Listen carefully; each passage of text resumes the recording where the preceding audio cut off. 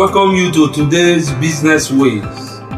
You are welcome because this is another day.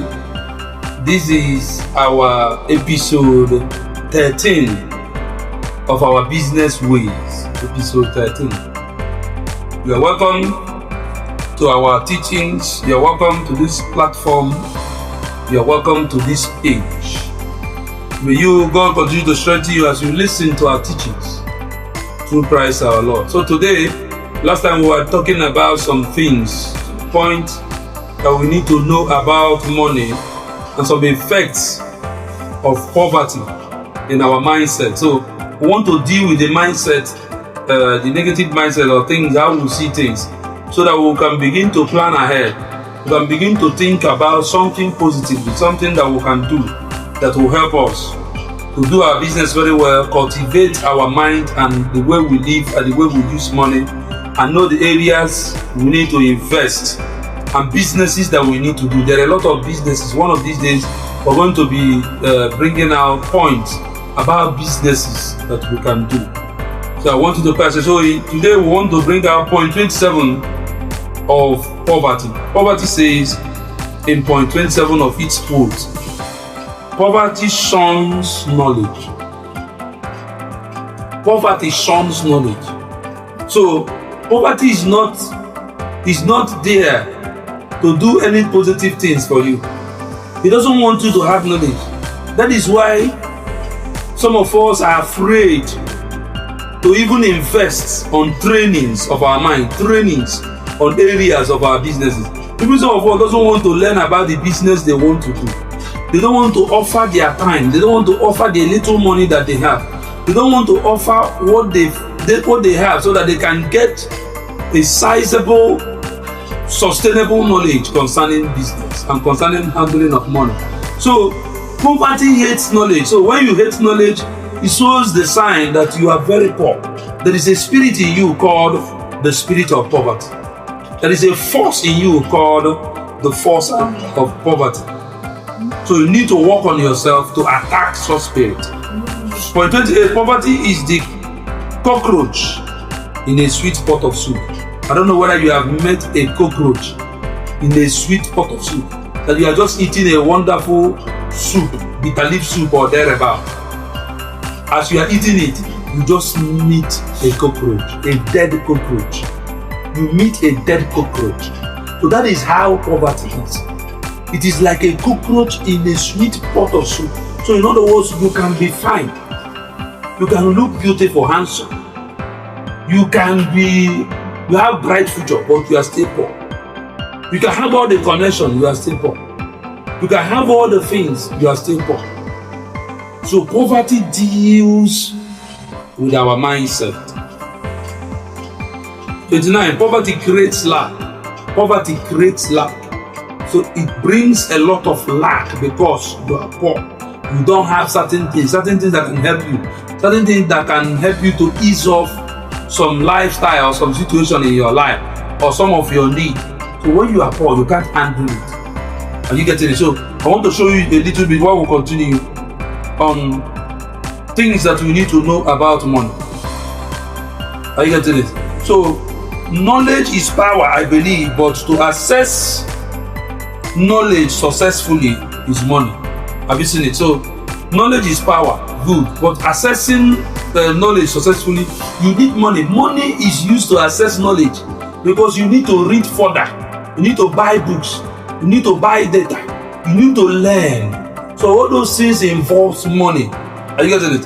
So money is a technical tool that loses any problem. So when you have money, any problem can be lost, no matter the tight nature or how the thing is well cornered and thereabout. The money will help you to lose it into pieces. So money can beget money. So more money means much more money. When you have small money, it affects your income. It affects the things you do. It affects all your engagement. When you lack money, it affects everything you are doing. So, but when you have much more money, it does a lot of good deeds in your life. Flooded money in a city is the beauty of that city within a given time. So when you have enough money coming into a city, coming into a family, coming into a village, a town, coming into a location, it creates what is called development. It creates joy. It creates brightness. It creates your mind will be so bright and broadened. Your mind will so high. Your mind can launch into the future. Your mind can go 10 times, 20 times, 100 times ahead of what is happening at the present. So that is how and what money does to help you. So money in the hand of a fool is a chain of bondage. When a fool is handling money, it's a chain of bondage because he misuses it. He treats people, he handles people roughly, he maltreats people, he punishes people, he does a lot of things with it. In the hand of a fool, he steals the money, he grabs the money, he spends it mercilessly without thinking of tomorrow. That person has no wisdom of handling money. So to him, money is a chain on his hands. Money given to an idle hand is a sleeping type of money. A hand that doesn't work, somebody that is not ready to work, somebody that is not ready to engage, somebody that is not ready to do something positive. When you give such a person money, you have made a mistake. So money in the hand of an idle hand is a sleeping type of money. That money will never grow. That money will never multiply. That money will never affect. That money will never do something positive. So an idle hand that handles money handles his poverty because his hand is leaking without his knowledge. The hand of an idle man is leaking.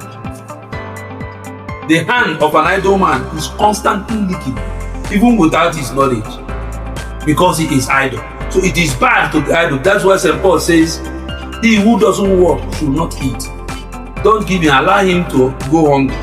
So we continue in the quotation of poverty. It says, poverty is like a wicked woman married to a godly pastor. You know a godly pastor? So poverty is like a wicked woman married to a godly pastor. She will be dealing with the man. She will be dealing with the man. So no matter how good you are, if you are poor, you are in trouble. No matter how righteous you are, if you are poor, you are in trouble. No matter how upright, how wonderful. It's not by talking, it is reality. So no matter what you are, as long as something is not around you, you will have a lot of problems around you. So another point 31 says, poverty is like a blind man without a help. Have you seen a blind man walking without someone helping him or her? That is how poverty is. So we'll conclude with this, that poverty designs the prison of debt. The prison of debt is designed by poverty. That is our point 32. That's where we'll stop today. So next week we'll continue. The prison of debt is designed by poverty. So when you begin to get imprisoned in debt, it means that you are poor. May the Lord open your eyes over this point and teach you further so that you can learn and correct a lot of things in your life, so that you can forge ahead gloriously, richly, prosperously, and enjoy your days ahead. God bless you. Like, comment, and share. See you some other time. Bye-bye.